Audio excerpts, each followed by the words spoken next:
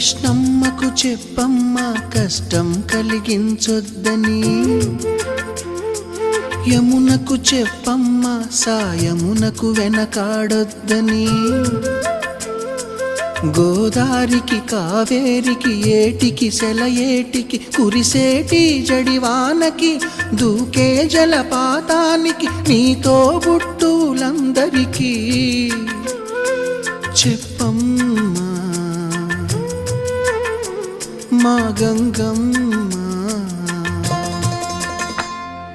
జీవనదివిగా ఒక మోక్షనిధివిగా పండ్లు పూలు పసుపుల పారాళి రాణిగా